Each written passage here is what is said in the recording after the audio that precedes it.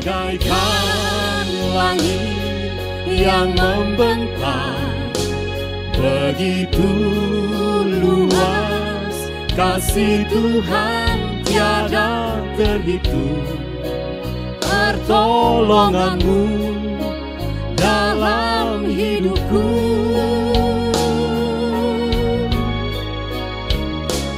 bagaikan jalannya samudra.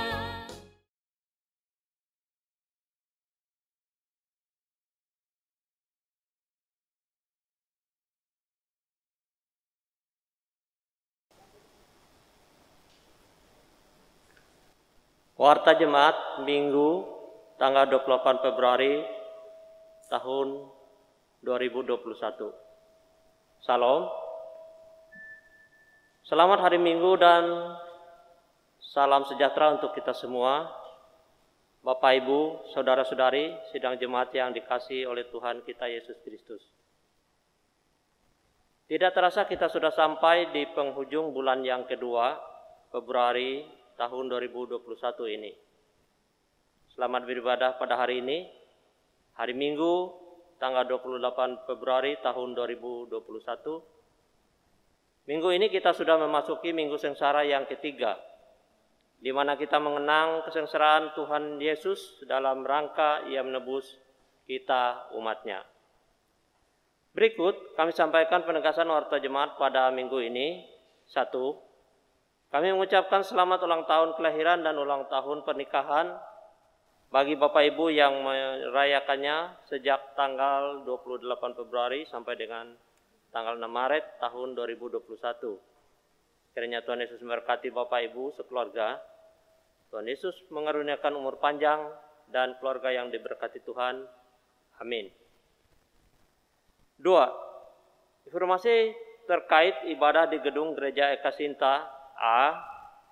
Ibadah Minggu di gedung gereja telah dibuka dengan menerapkan protokol kesehatan. B. Ibadah Minggu tatap muka atau on-site di gereja akan dilakukan satu sesi jam ibadah yakni pukul 08.00 WIB. C. Maksimal kehadiran warga jemaat setiap kali ibadah Minggu adalah 80 orang dan dengan tidak membawa anak-anak di bawah usia 10 tahun. 3. Hotline pendaftaran kehadiran jemaat pada ibadah hari Minggu. Untuk menyesuaikan kehadiran warga jemaat yang dengan protokol kesehatan yang ditetapkan, maka diharapkan warga jemaat untuk menyampaikan rencana kehadirannya melalui pesan singkat ke nomor hotline yang tertulis pada layar dan juga tercetak di warta jemaat.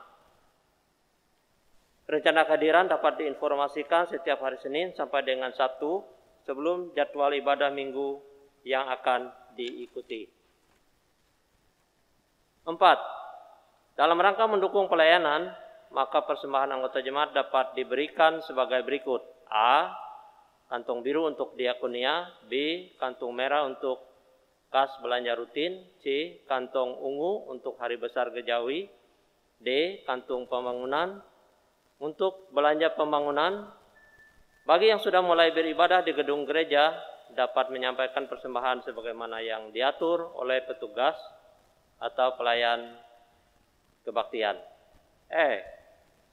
Bagi yang masih beribadah mandiri secara online, persembahan dapat diserahkan ke kantor majelis atau ditransfer sebagaimana nomor rekening yang tertera pada tayangan ibadah online, dan bukti transfer dapat dikonfirmasikan ke Bendahara Majelis Jemaat GKI Eka Sinta Menteng melalui WA sebagaimana atau sebagai bahan laporan.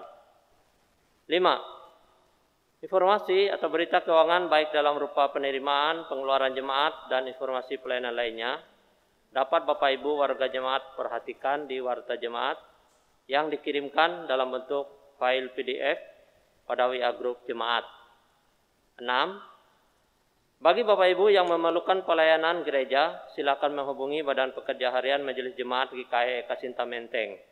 Kantor majelis buka setiap Selasa sampai dengan Sabtu, mulai pukul 09.00 WIB sampai dengan pukul 1300 WIB.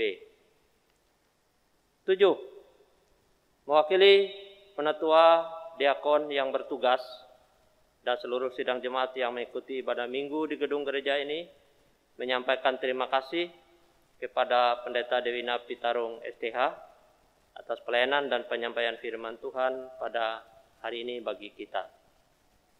Selamat mempersiapkan diri memasuki suasana ibadah. Tuhan Yesus menyertai ibadah kita. Demikian warta jemaat.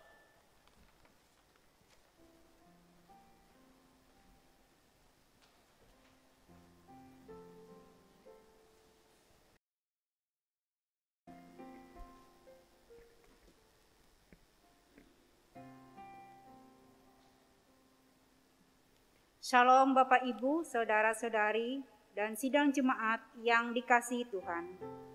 Hari ini kita kembali beribadah dan memuliakan Tuhan. Kita memasuki Minggu Sengsara 3. Kita mengingat kembali saat-saat Tuhan Yesus Kristus mengalami kesengsaraan karena tugas panggilannya. Ia dihina dari orang. Seorang yang penuh kesengsaraan dan yang biasa menderita kesakitan, ia sangat dihina, sehingga orang menutup mukanya terhadap dia. Dan bagi kita pun dia tidak masuk hitungan. Tetapi sesungguhnya penyakit kitalah yang ditanggungnya, dan kesengsaraan kita yang dipikirnya. Yesaya 53, ayat pertama hingga ayatnya yang keempat-a. Sidang jemaat terkasih, mari kita berdiri dan menyanyi dari Kidung Jemaat nomor 4, bait pertama hingga bait yang kedua. Hai mari sembah.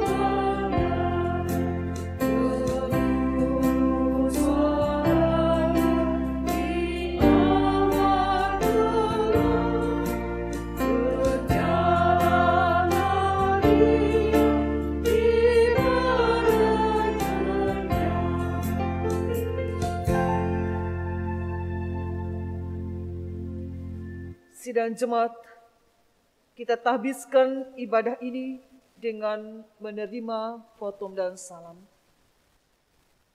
Pertolongan kepada kita adalah dalam nama Tuhan yang menjadikan langit dan bumi. Kasih karunia dan damai sejahtera dari Allah Bapa dan dari Tuhan Yesus Kristus menyertai kamu. Amin. Jemaat dipersilahkan duduk kembali. Mari kita sambut potum dan salam dengan menyanyi dari nyanyian Kidung Baru nomor 17 bait pertama hingga yang kedua. Agunglah kasih Allahku.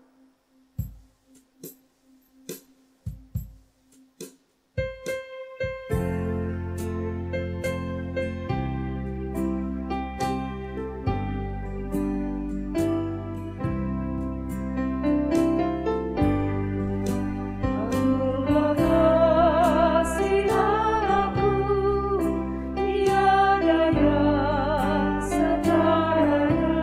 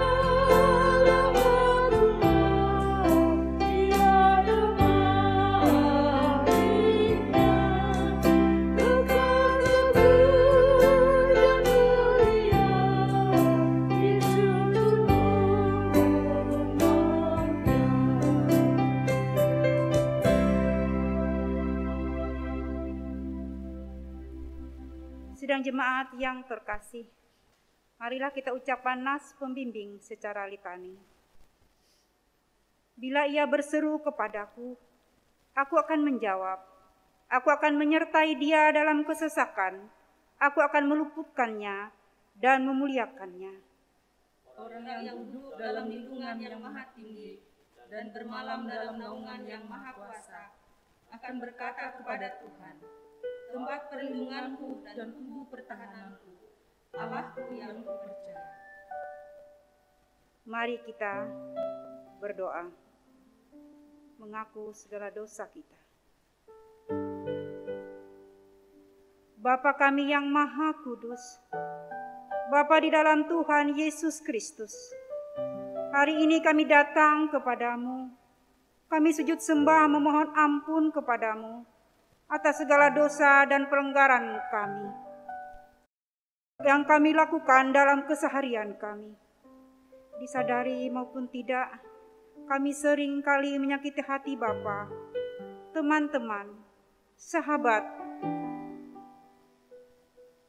pasangan hidup, orang tua, dan orang-orang terdekat kami. Kiranya anugerah pengampunan-Mu berlaku atas hidup kami, membebaskan kami dari rasa iri, benci, dan dengki. Biarlah damai sejahtera senantiasa beserta dengan kami dan memperbarui hidup kami. Amin. Marilah kita berdiri mendengarkan berita anugerah Allah seperti yang tertulis dalam 1 Petrus pasal 2 ayat 24 sampai 25 yang demikian bunyinya. Ia sendiri telah memikul dosa kita di dalam tubuhnya di kayu salib, supaya kita yang telah mati terhadap dosa hidup untuk kebenaran. Oleh bilur-bilurnya kamu telah sembuh. Sebab dahulu kamu sesat seperti domba, tetapi sekarang kamu telah kembali kepada gembala dan pemelihara jiwamu. Demikian berita anugerah. Sidang jemaat dipersilakan duduk kembali. Kita akan mendengarkan pembacaan Alkitab oleh petugas.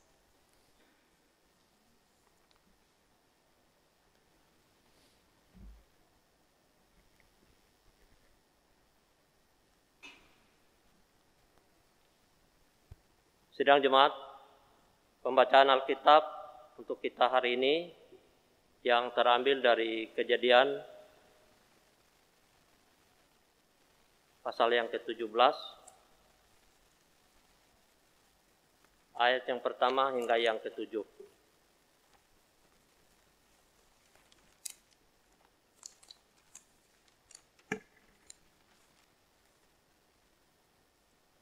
Demikian bunyi firman Tuhan.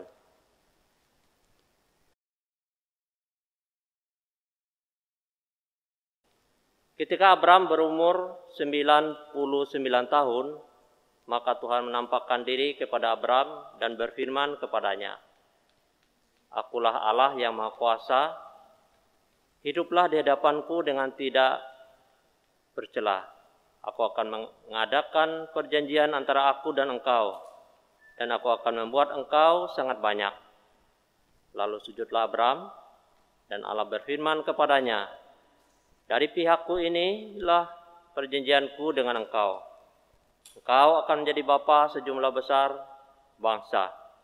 Karena itu namamu bukan lagi Abram, melainkan Abraham. Karena engkau telah kutetapkan menjadi bapa sejumlah besar bangsa. Aku akan membuat engkau beranak cucu sangat banyak. Engkau akan kubuat menjadi bangsa-bangsa, dan daripadamu akan berasal raja-raja.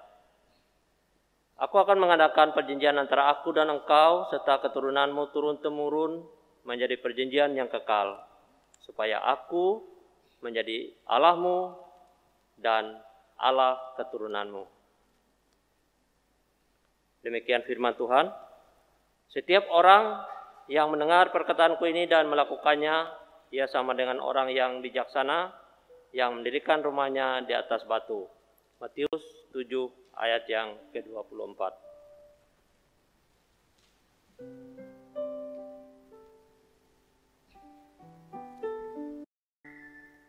Jemaat terkasih, mari kita menyanyi dari pelengkap Kidung Jemaat nomor 184 bait pertama hingga kedua, Nama Yesus Termulia.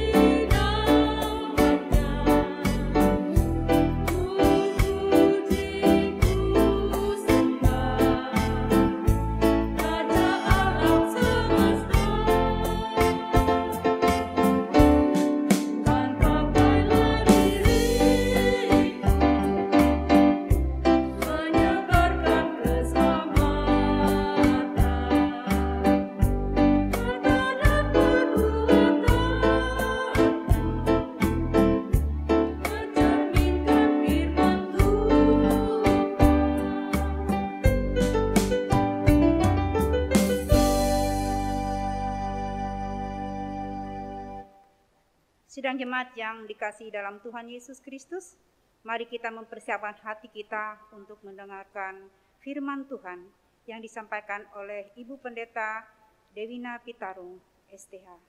Persilakan.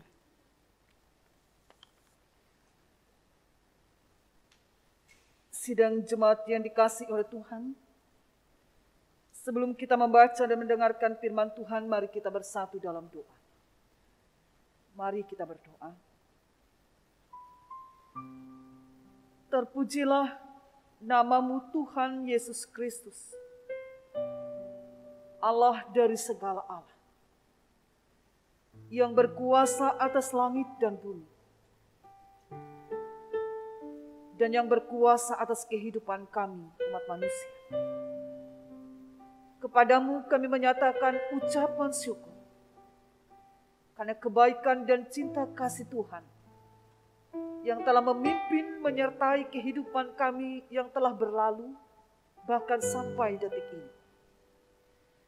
Terima kasih atas kesempatan yang Tuhan beri, sehingga kami boleh menikmati kehidupan bersama keluarga, bekerja, berkarya, bahkan ambil bagian dalam ladang Tuhan untuk memberitakan Injil-Mu melalui pelayanan-pelayanan yang dipercayakan kepada kami. Terima kasih Tuhan.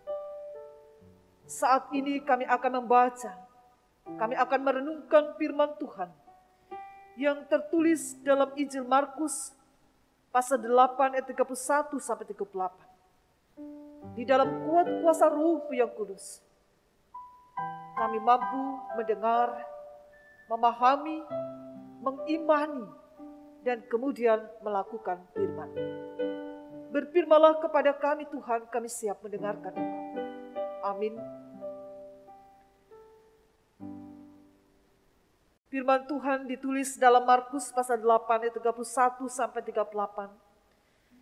Di bawah judul pemberitahuan pertama tentang penderitaan Yesus dan syarat-syarat mengikut Dia. Bunyi selanjutnya. Kemudian mulailah Yesus mengajarkan kepada mereka bahwa anak manusia harus menanggung banyak penderitaan dan ditolak oleh tua-tua, imam-imam kepala, dan ahli-ahli Taurat. Lalu dibunuh dan bangkit sesudah 3 hari. Hal ini dikatakannya dengan terus terang. Tetapi Petrus menarik Yesus ke samping dan menegur dia. Maka berpalinglah Yesus dan sambil memandang murid-muridnya, ia memarahi Petrus, katanya, "Enyahlah iblis, sebab engkau bukan memikirkan apa yang dipikirkan Allah, melainkan apa yang dipikirkan manusia." Lalu Yesus memanggil orang banyak dan murid-muridnya dan berkata kepada mereka, "Setiap orang yang mau mengikut aku, ia harus menyangkal dirinya, memikul salibnya, dan mengikut aku. Karena siapa yang mau menyelamatkan nyawanya, ia akan kehilangan nyawanya. Tapi barang siapa kehilangan nyawanya karena aku dan karena Injil, ia akan menyelamatkannya. Apa gunanya seorang mempelai seluruh dunia, tetapi ia kehilangan nyawanya? Karena apakah yang dapat diberikannya sebagai ganti nyawanya? Sebab barang siapa malu karena aku, dan karena perkataanku di tengah-tengah angkatan yang tidak setia dan berdosa ini, Anak Manusia pun akan malu karena orang itu, apabila ia datang kelak dalam kemuliaan Bapanya, diiringi malaikat-malaikat kudus." Demikian firman Tuhan. Shalom Bapak Ibu. Puji syukur kita masih diberi kesempatan oleh Tuhan untuk bernapas dan menikmati kehidupan meskipun dalam situasi yang sulit, bahkan kadangkala kita dicekam oleh ketakutan dan kekhawatiran. Almanak Nas Gereja Kalimantan Evangelis mencatat pada hari Minggu tanggal 28 Februari 2021 hari ini adalah masa sengsara ketiga dari Tuhan Yesus. Mengapa ini dituliskan? Supaya kita terus mengingat bahwa Yesus pernah menderita atau sengsara. Dan penderitaan itu ia alami bukan karena kesalahannya, tapi karena kesalahan dan dosa manusia itu. Sehingga ia harus melalui perjalanan hidup dalam masa-masa sengsara untuk menebus dosa dunia atau dosa manusia. Dia datang untuk menjadi juru selamat yang siap menderita, disiksa, bahkan mati di kayu salib. Bapak, Ibu, saudara-saudaraku yang saya kasih dalam Tuhan Yesus Kristus, berita tentang salib inilah yang belum dipahami oleh orang-orang Israel dan murid-muridnya. Yang ketika itu berhadapan dengan Yesus, dan hal ini tercatat ketika Yesus bertanya kepada murid-muridnya, menurut kamu siapakah aku ini? Itu yang tertulis dalam pasal 89 ketika ia menarik diri dari kerumunan orang banyak dan hanya berkumpul dengan para muridnya. Ia bertanya kepada mereka, kata orang, siapakah aku ini? Para murid mengatakan, ada yang mengatakan engkau adalah Yohanes Pembaptis. Ada juga yang mengatakan engkau Elia. Ada pula yang mengatakan engkau adalah seorang dari para nabi. Lalu kemudian Yesus bertanya kepada murid-muridnya, tetapi apa katamu, siapakah aku ini? Maka jawab Petrus, engkau adalah Mesias. Itu yang dikatakan di dalam 29, lalu kemudian dikatakan Yesus melarang mereka dengan keras supaya jangan memberitahukan kepada siapapun tentang dia. Artinya jawaban Petrus itu membenarkan bahwa Yesus adalah Mesias yang telah dinantikan dan dinubuatkan di dalam perjanjian lama. Bapak Ibu saudara-saudaraku yang dikasihi, saya kembali kepada nas yang kita baca. Ketika Yesus memberitakan tentang penderitaan itu, yang menunjuk kepada salib atau berakhir kepada salib itu. Hal itu belum dipahami oleh orang Israel dan murid-muridnya. Apa yang menjadi tujuan? Meskipun jawaban Petrus adalah Mesias, engkau adalah Mesias. Dan jawaban Petrus memang benar bahwa Yesus adalah Mesias, anak Allah yang menyelamatkan. Tetapi dalam tujuan kedatangannya sangat berbeda dengan apa yang dipikirkan oleh orang Israel, termasuk para murid, tentang Mesias yang begitu mulia dan bersifat politis. Artinya dalam pikiran para murid dan kemudian orang banyak, bahkan juga Petrus, mereka hanya memikirkan bahwa Mesias yang dikatakan oleh Petrus itu adalah Mesias yang nantinya akan memberikan kemenangan secara politik. Tetapi untuk memenangkan mereka dari berbagai penjajahan atau penderitaan dunia. Bapak Ibu saudara-saudaraku, kedatangannya bukan membawa kemenangan secara politik, tetapi untuk memenangkan manusia dari hukuman maut karena dosa. Dia datang untuk menebus dosa manusia dan menjadi juru selamat yang siap menderita. Dan dengan jelas ia katakan dalam ayat 31, ia mengatakan hal itu kepada murid-muridnya dengan mengatakan bahwa anak manusia harus menanggung banyak penderitaan dan ditolak oleh tua-tua, imam-imam kepala dan ahli-ahli Taurat, lalu dibunuh dan dibangkit sesudah 3 hari. Itulah perkataan Yesus untuk menjawab dan mengetahui pula tentang pikiran mereka tentang dia. Sangat berbeda. Ia adalah Mesias, tapi Mesias yang akan menderita. Mesias yang siap menderita, dibunuh, bahkan ia memberitakan pula setelah itu ia akan bangkit pada hari yang ketiga. Bapak Ibu saudara-saudaraku, setelah Yesus menyampaikan tentang tujuan penderitaan, kesengsaraan dan kematiannya berakhir pada salib, Petrus menarik Yesus ke samping dan menegur dia. Dikatakan dalam ayat kedua, 32 dalam nas ini. Hal ini dikatakannya dengan terus terang, tapi Petrus menarik Yesus ke samping dan menegur dia. Bapak Ibu, ada apa dengan Petrus? Mungkin itu menjadi pertanyaan kita. Mengapa ia berani menegur Yesus ketika itu? Hal ini disebabkan mereka hanya mengetahui Yesus adalah Mesias, seorang raja yang akan mendirikan kembali kerajaan dan kejayaan Israel. Petrus dan lain-lainnya belum tahu bahwa Mesias itu datang karena belas kasihan dan rela berkorban bagi Israel, rela berkorban bagi dunia dan bagi manusia. Maka dengan itu, saudara-saudaraku, sisi lemah, yaitu kurangnya pengetahuan, bisa dipakai oleh iblis untuk membawa kita menolak apa yang diinginkan atau yang dikehendaki oleh Tuhan. Kurangnya pengetahuan akan menjadi jalan bagi iblis untuk mengganggu pikiran, bahkan juga pemahaman kita tentang Allah yang benar. Hal itu tersirat di dalam ayat 33. Yesus memarahi Petrus, dikatakan. Dia mengatakan, "Enyalah iblis, sebab engkau bukan memikirkan apa yang dipikirkan Allah, melainkan apa yang dipikirkan manusia." Itu yang kita lihat dari nas ini, Bapak Ibu saudara-saudaraku yang dikasihi oleh Tuhan Yesus Kristus.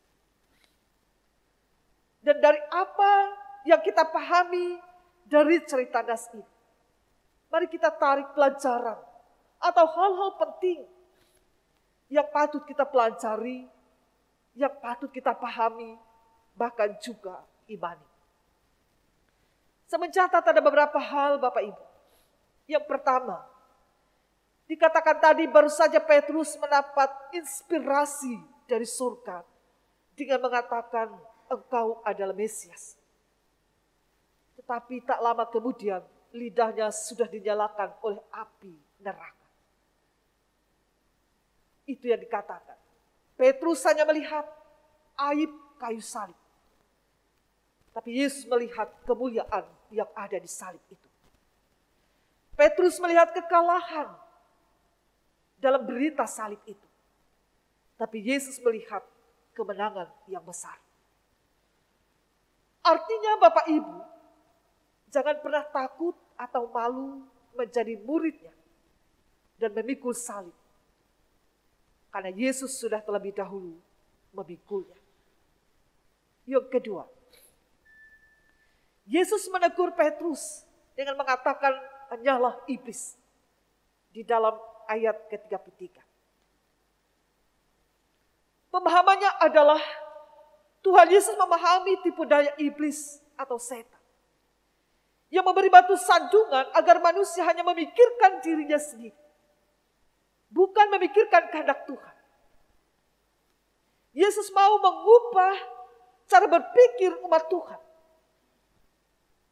Dia datang ke dunia untuk menunjukkan bagaimana seharusnya manusia hidup. Yaitu manusia atau orang-orang percaya harus hidup bagi Tuhan. Mengikuti apa yang Tuhan pikirkan. Itulah hidup sejati. Jika kita mengabaikan Tuhan, atau hidup dengan cara kita sendiri, atau hidup dengan diri kita sendiri, dan kemudian semakin kita jauh, maka hidup kita semakin menuju kepada kebinasaan itu. Bapak Ibu, mari kita hidup terlebih dalam situasi yang sulit ini. Oleh pandemi COVID-19. Yaitu hidup bukan dengan diri dan cara atau cara berpikir kita. Bahkan oleh kesulitan mungkin akan membawa kita semakin jauh dari Tuhan.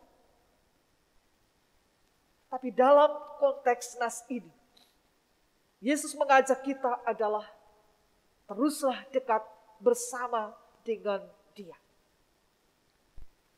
Dia adalah segalanya dalam hidup kita.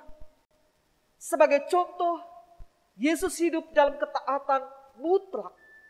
Dan meskipun Dia anak Allah, tetapi Ia rela menjadi hamba, merendahkan diri. Artinya saudara-saudaraku, mengikut Yesus yang menjadi bagian syarat kita adalah walaupun kita harus melalui jalan penderitaan itu, atau mungkin kita seperti orang yang mengalami kekalahan oleh dunia ini, tapi tidak akan pernah kita menyangkal diri tentang Yesus itu.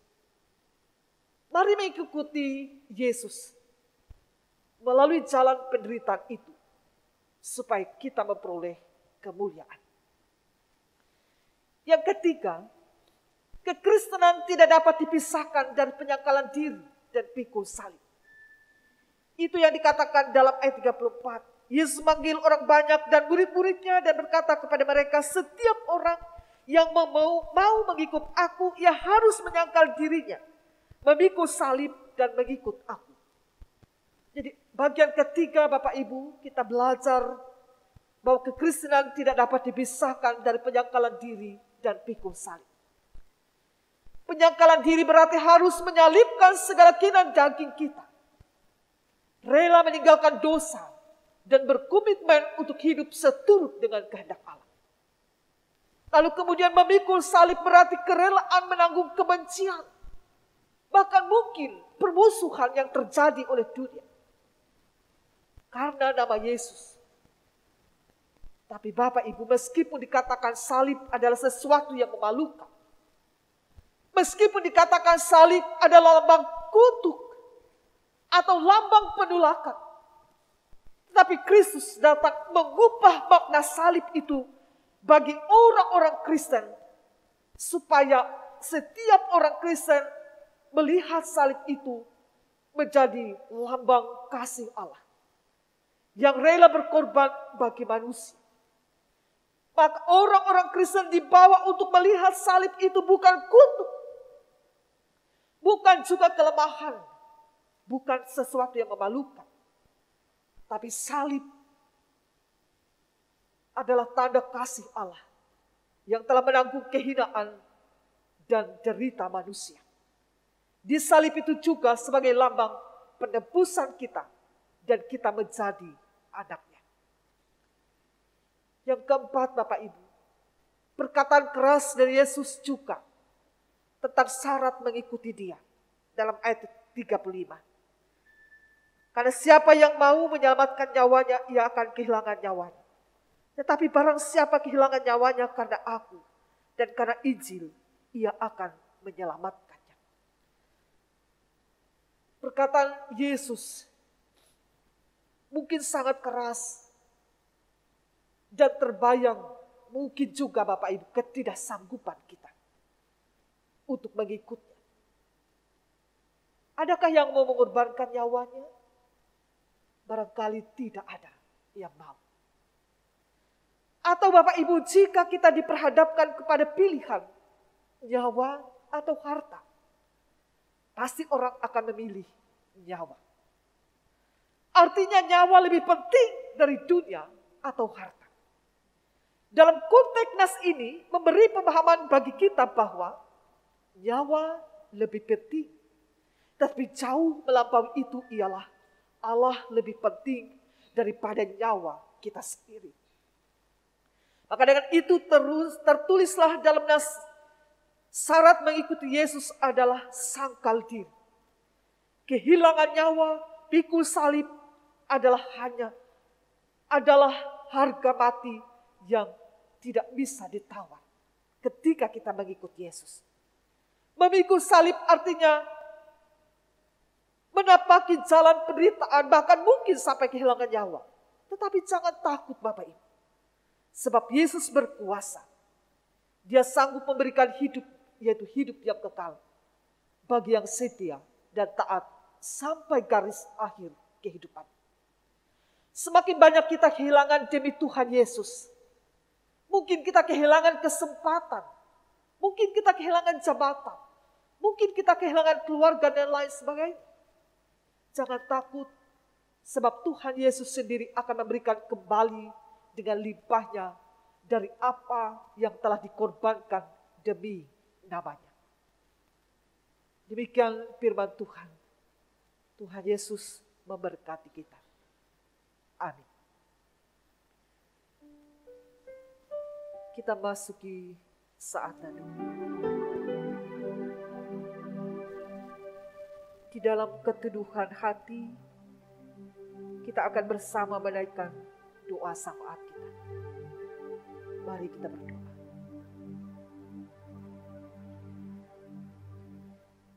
Kami hanya mampu mengucap terima kasih Tuhan, bahwa tubuh kami yang rapuh dan kehidupan yang sementara di dunia ini tidak akan berakhir binasa ketika kami mengikut Engkau dalam kesetiaan dan ketaatan. Bersedia pula memikul salib itu. Karena Tuhan telah menjamin barang siapa setia dan taat sampai akhir hidupnya, maka ia akan memperoleh kehidupan yang kekal. Apa yang hilang demi Yesus, Tuhan akan kembalikan berlipat-lipat kali ganda. Terima kasih Tuhan. Di dalam kami memasuki masa sengsara yang menggambarkan tentang penderitaan dan kesengsaraan Yesus menanggung dosa kami manusia. Hendaklah membawa kami semakin dekat dengan Tuhan. Semakin membersihkan hidup, bahkan seluruh keberadaan hidup kami untuk menjadi kudus di hadapan. Kami mampu menolak keinginan daging yang memerintah hati dan pikiran kami dengan kami melakukan apa yang menjadi kehendak yang tertulis dalam kitab suci yang menjadi buah hati pikiran Tuhan. Sehingga kami dapat melakukan apa yang menjadi kehendak Tuhan. Bukan kehendak kami atau kehendak dunia ini. Sehingga kami terus hidup baik secara pribadi. Kami juga membawa seluruh anggota keluarga kami untuk hidup di dalam ruh dan kebenaran. Dunia tidak akan mampu merampas kami ketika kami berada di pihak Tuhan. Tapi Tuhan memakai kami untuk mengalahkan dunia ini. Terima kasih Tuhan. Kami berdoa untuk gereja pekabaran Injil. Bahkan juga hamba-hamba Tuhan yang Tuhan percayakan untuk terus memberitakan Injil. Sehingga banyak orang yang percaya kepada. Banyak orang yang mengalami pertobatan dalam kehidupan mereka. Banyak orang yang mungkin jauh dari Tuhan semakin mendekat kepada Tuhan melalui pemberitaan Injil itu. Gereja Kalimantan Evangelis adalah gereja yang akan memberitakan Injil. Diberkati seluruh pekerja-pekerja gereja. Diberkati seluruh jemaat. Di masa sulit karena pandemi COVID dan persoalan-persoalan yang kami hadapi, bahkan bencana-bencana yang terjadi, adalah kehidupan kami tetap terpelihara. Di segala jalan, tempat, dan waktu kami ada. Hidup kami adalah hidup untuk memuliakan Tuhan. Kami berdoa pada kesempatan untuk orang-orang sakit karena terpapar COVID-19. Bahkan juga bagian itu adalah anggota jemaat kami. Tuhan melawat, Tuhan menjamah mereka. Tuhan juga memberkati setiap tindakan perawatan pengobatan yang dilakukan oleh dokter dan perawat. Sehingga mereka disembuhkan. Bahkan juga orang-orang yang berduka cita, kehilangan orang yang mereka kasihi, Tuhan menghibur dan menguatkan mereka. Kami berdoa untuk janda duda yatim piatu, orang-orang miskin terpenjara, orang tua kami yang sudah lanjut usia. Biarlah kasih dan sayang Tuhan menguatkan mereka untuk tetap berada dalam kebenaran, memimpin kehidupan mereka supaya apa yang mereka rindukan, mereka harapkan, mereka butuhkan untuk pemenuhan kehidupan, Tuhan memberi kepada mereka sehingga mereka tidak kekurangan. Kami berdoa ya Tuhan supaya setiap kami umat jemaat dapat berkarya, bekerja dan berusaha meskipun kami menghadapi tantangan dan kesulitan. Dan apa yang kami kerjakan, kami usahakan tidak sia-sia. Karena Tuhan memberkati. Dan itu menjadi berkat untuk memenuhi kebutuhan keluarga kami. Sehingga kami tidak kekurangan hari, minggu, bulan, dan tahun-tahun kehidupan ini. Kami berdoa pada kesempatan ini Tuhan. Bagi anggota jemaat yang merayakan hari ulang tahun kelahiran. Bahkan juga ulang tahun perkawinan mereka. Biarlah kebahagiaan yang Tuhan beri membuat mereka semakin memuliakan Tuhan. Kami mengajak anggota jemaat kami terlebih jemaat GKI Kesinta menyadari bahwa berkat Tuhan tidak pernah terputus. Biarlah kami memberikan diri dan kehidupan kami bahkan juga keuangan kami untuk mendukung pelayanan gerejamu terlebih di masa sulit ini. Sehingga berita Injil tetap dikumandangkan. Kami berdoa supaya kehidupan kami sekalian ada di dalam tangan Tuhan yang kuat, dipenuhi berkat. Bahkan anak-anak kami terjamin masa depan mereka. Mereka menjadi anak yang sukses dan berhasil. Siap menghadapi tantangan, bahkan perubahan yang terjadi. Bahkan kemajuan-kemajuan teknologi. Mereka menjadi anak yang mumpuni dalam hidup mereka. Dan dijadikan Tuhan berhasil pada waktu. Terima kasih Tuhan. Kami menyerahkan kami yang bertugas melayani umat-Mu hari ini. Kehidupan kami, keluarga kami, bahkan pelayanan kami hendaklah menjadi kemuliaan bagi nama Tuhan. Di dalam nama Yesus kami berdoa. Dan kami mengakhiri doa kami dengan doa yang Kau ajarkan. Bapa kami yang ada di surga, dikuduskanlah nama-Mu. Datanglah kerajaan. Jadilah kehendak-Mu di bumi seperti di surga. Berikanlah kami pada hari ini makanan kami yang secukupnya. Dan ampunilah kami akan kesalahan kami, seperti kami juga mengampuni orang bersalah kepada kami. Jangan bawa kami ke dalam pencobaan, tapi lepaskanlah kami daripada yang jahat. Karena Engkau-lah yang mempunyai kerajaan, kuasa dan kemuliaan sampai selama-lamanya. Amin. Sidang jemaat yang dikasihi oleh Tuhan, kita akan mendengarkan satu kesaksian melewati pujian yang disampaikan dengan judul Di Tengah Ombak dan Arus Pencobaan.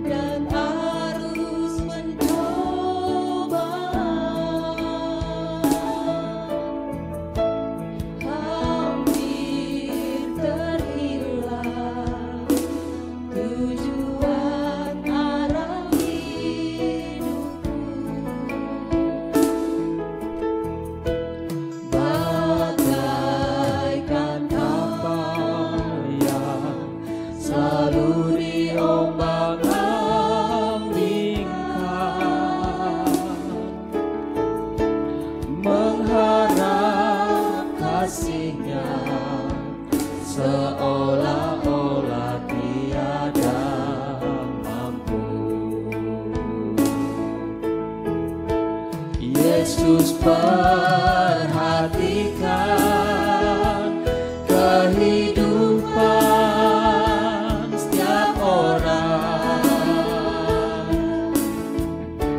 yang sudah rusak dibetulkan, penuh dengan kasih sayang.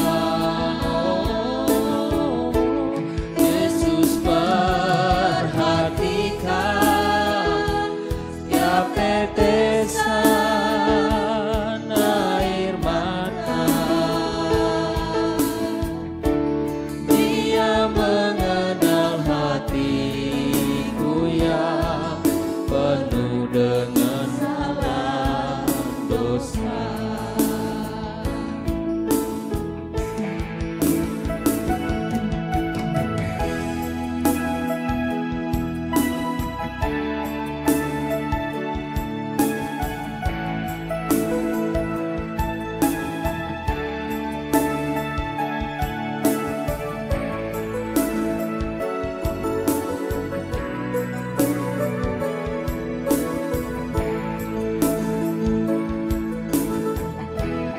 Di tengah ombak dan arus pencobaan,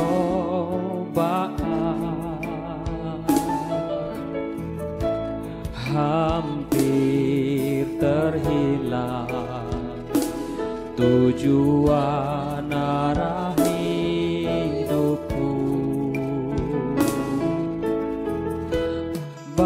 Bagaikan kapal yang selalu diombang-ambingkan, mengharap kasih-Nya seolah-olah tiada mampu.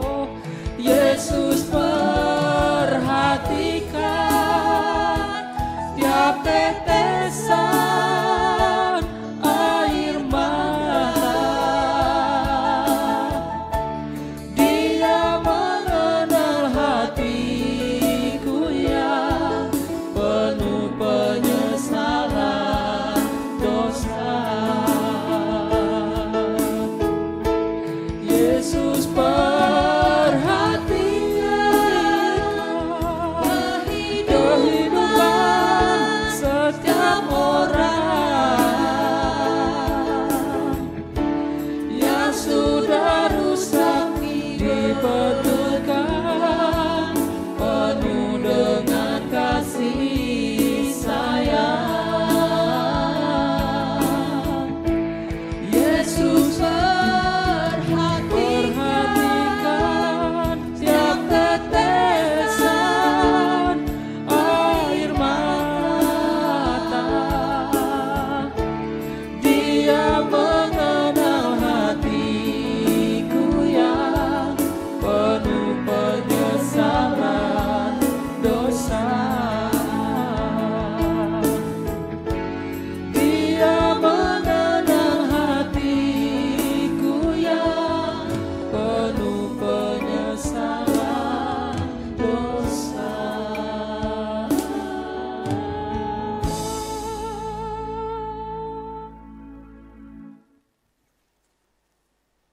Dengarkanlah firman Tuhan tentang persembahan yang terdapat dalam Kisah Para Rasul 20 ayat yang ke-35.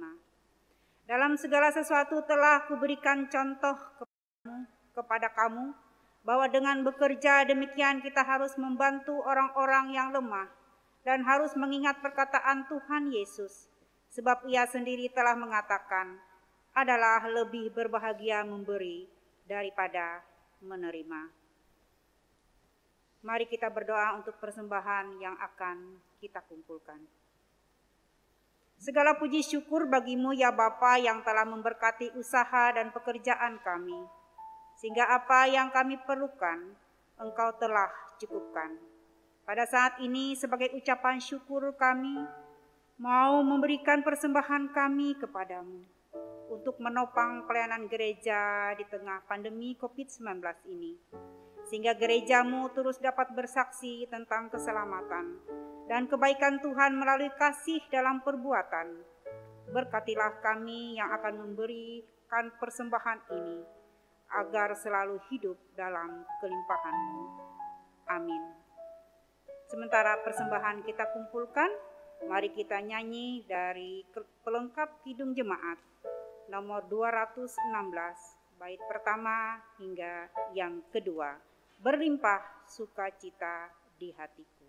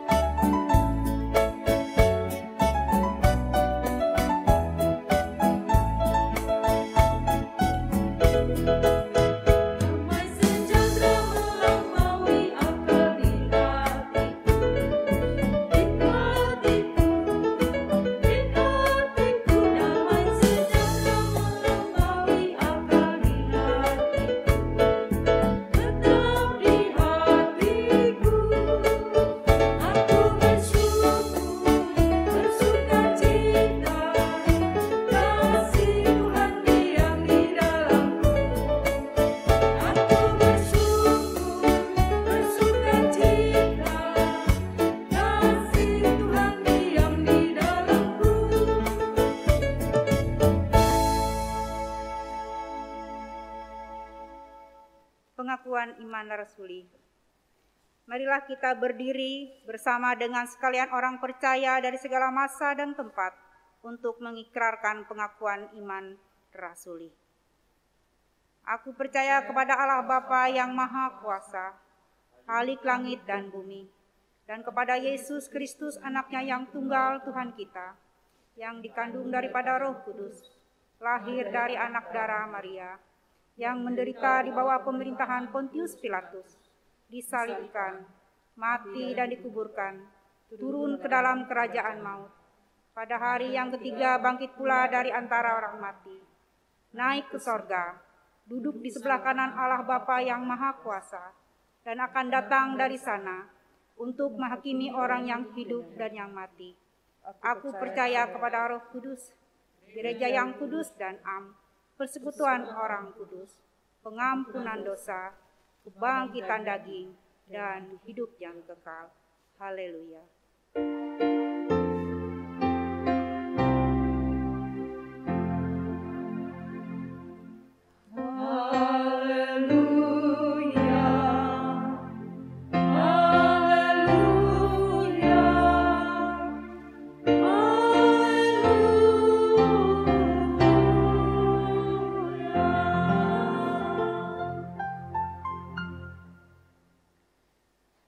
Sidang jemaat yang dikasihi oleh Tuhan, kembalilah dalam kehidupan sehari-hari dengan damai sejahtera dan terimalah berkat Tuhan.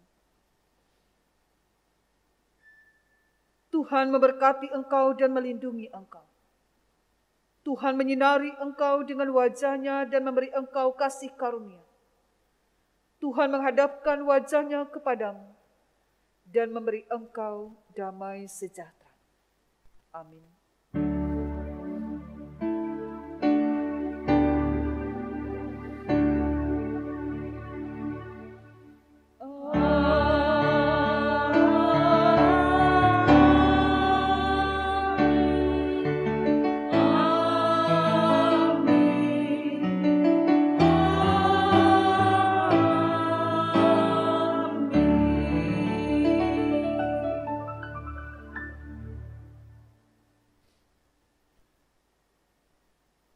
Kami yang bertugas dalam ibadah Minggu 28 Februari 2021 mengucapkan selamat hari Minggu dan selamat merenungkan masa-masa sengsara. Karena kita percaya bahwa Yesus menderita karena kita. Terpuji nama Tuhan Yesus. Tuhan memberkati. Shalom. Bagaikan langit yang membentang, begitu luas kasih Tuhan tiada terhitung. Pertolongan-Mu